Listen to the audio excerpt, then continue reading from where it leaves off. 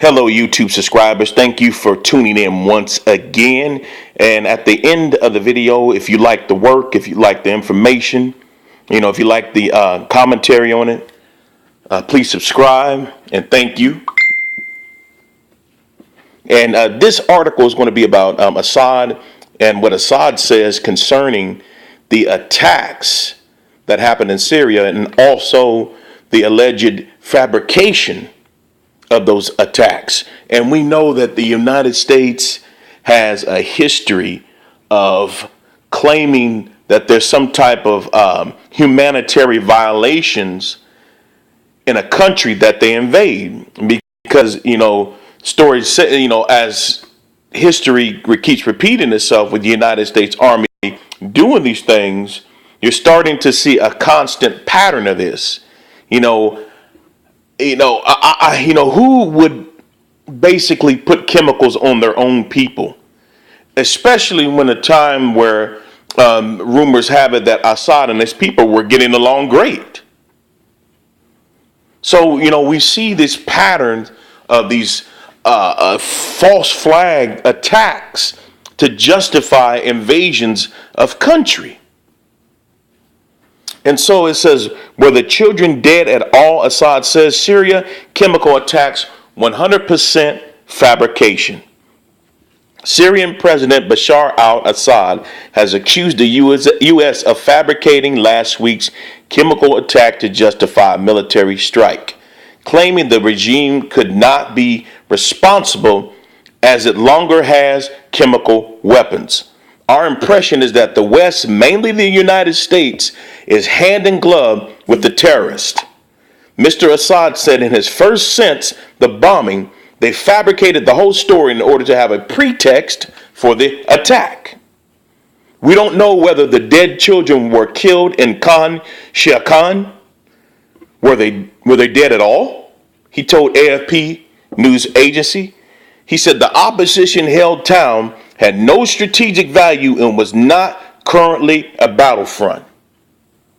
Syria's President Bashar al-Assad speaks during an interview with Croatian newspaper List in Damascus, credit Reuters. And I wasn't even going to try to pronounce that name, folks. That's a different dialect and I don't have the tongue for it. The attack prompted U.S. President Donald Trump to order the first major military action in his presidency, launching dozens of cruise missiles at the airfield from where the chemical attack was believed and has been launched. The Syrian president insisted once again that the regime gave up its entire stockpile to the UN's OPCW in 2013 after the last major chemical attack. There was no order to make an attack. We gave up our arsenal a few years ago. Even if we have them, we wouldn't use them, Mr. Assad said. However, an American official said yesterday that the U.S. intelligence had intercepted communications from the members of the Assad regime and chemical experts talking about preparations for the bombing in the town of Khan Shiakan in last week's, which left 86 people dead and hundreds injured. The intercepts were part of an immediate review of an intelligence in the hours after the attack to confirm responsibility. Few interview with Bashar al-Assad. Nothing from the interceptions can confirm that Russian officials had any knowledge ahead of the attack. The president's comments also came as a British delegation at the world's chemical weapons watchdog finished testing on the samples from the victims of the attack. They reported on Thursday that they tested positive for nerve agent sarin. Theresa May also said it was most likely the Syrian regime carried out the chemical attack. The United Kingdom shared the U.S. assessment that it is highly likely that the regime was responsible for a sarin attack on Khan Shiakan on the 4th of April. Matthew Rycroft, Britain's ambassador to the UN, told the Security Council on Wednesday night Russia vetoed a draft resolution brought by the UK, US, and France to condemn the killings and to call for an independent investigation. It It was the eighth Russian veto of the resolution on Syria throughout the course of its civil war. If you would like to add a comment, please, and that's going into the comment of this article. And I'll leave the article in the description box.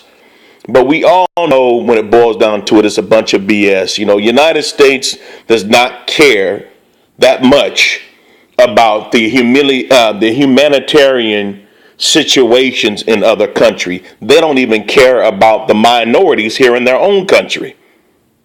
They're constantly killing them with police brutality and then covering it up. So nobody's going to take these accusations seriously. It's an ongoing pattern that's been going on, since the Gulf War and even before then. But it's just been more prominent and more obvious since the Gulf Wars. So, with that being said, we are basically officially in World War III, and I don't see any turning back. I don't see any stopping.